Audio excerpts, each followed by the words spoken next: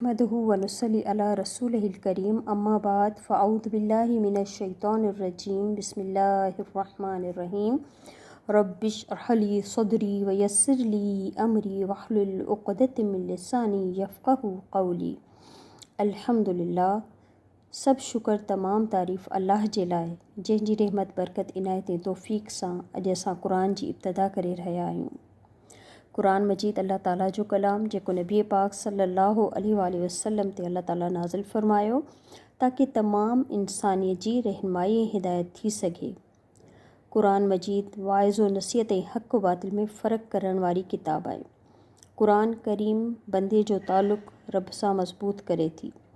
पंहिंजी ज़िंदगी खे रब जी मर्ज़ीअ जे मुताबिक़ गुज़ारण जे लाइ ज़रूरी आहे त क़ुरान खे सम्झी पढ़ूं ताकी रब जी रज़ा खे हासिल करे सघूं।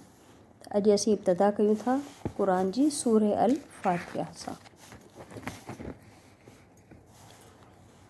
अऊज़ु बिल्लाहि मिनश शैतानिर रजीम बिस्मिल्लाहिर रहमानिर रहीम सूरह अल फ़ातिहा। फ़ातिहा जो मतिलबु आहे खोलण वारी। जीअं त क़ुरान जी इब्तिदा क़ुरान खे असीं खोलियूं था त सूरह फ़ातिहा सां ई, त खोलण वारी इब्तिदा करण वारी क़ुरान जी। बिस्मिल्लाहिर रहमानिर रहीम, बिस्मिल्लाह अल्लाह जे नाले सां जेको निहायत बाछारो निहायत रहम करण वारो आहे। अल्हम्दुलिल्लाहि रब्बिल आलमीन, तमाम तारीफ़ अल्लाह जे लाइ रब आहे जेको तमाम जहाननि जो रब यानी ख़ालिक़ जीअं असांखे पैदा कयो, मालिक जंहिंजी असां मिल्कियत आहियूं, ऐं मुदब्बिर यानी पालणहार। ख़ालिक़, मालिक ऐं मुदब्बिर असांजो पालणहार रब। तमाम तारीफ़ जे लाइक़ उहो ई आहे। अर्रहमानिर रहीम, तमाम बाछारो तमाम रहम करण वारो, रहीम निहायत रहम करण वारो, ज़रे ज़रे रहम करण वारो, बार बार रहम करण वारो।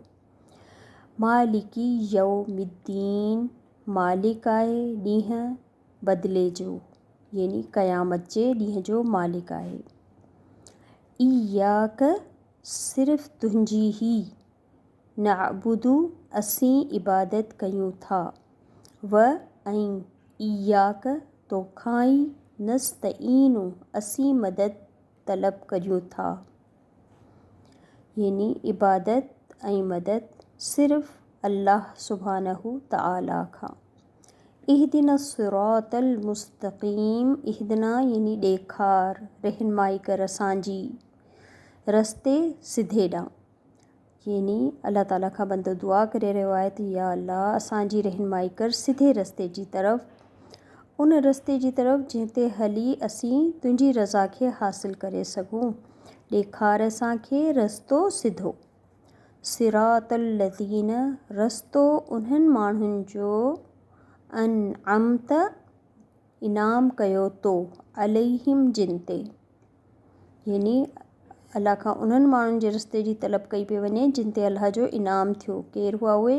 नबी, शुहदा, सालिहीन ऐं उन्हनि खां पोइ अचण वारा नेक इंसान। त अल्लाह ताला असांखे नेक माण्हुनि जो रस्तो ॾेखार जिन ते तुंहिंजो इनाम थियो।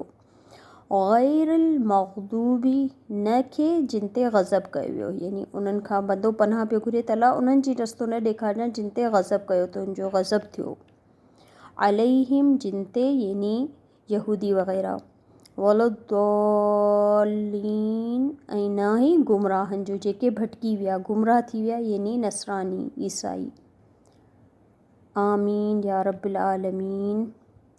सुब्हानक अल्लाहुम्मा व बिहम्दिक अशहदु अन ला इलाहा इल्ला अंत अस्तग़फिरुक व अतूबु इलैक। अस्सलामु अलैकुम व रहमतुल्लाहि व बरकातहू।